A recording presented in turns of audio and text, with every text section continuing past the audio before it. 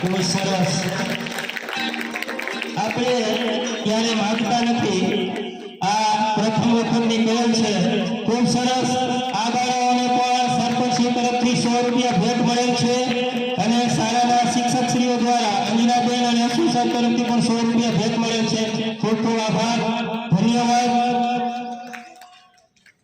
આજે મારે તમને આમ તો આ કોઈ ધાર્મિક કાર્યક્રમ નથી, પણ ગીતને અનુરૂપ મારે શબ્દો બોલવા પડે તો ભગવાન કૃષ્ણ વિશે થોડી વાત કરવી છે.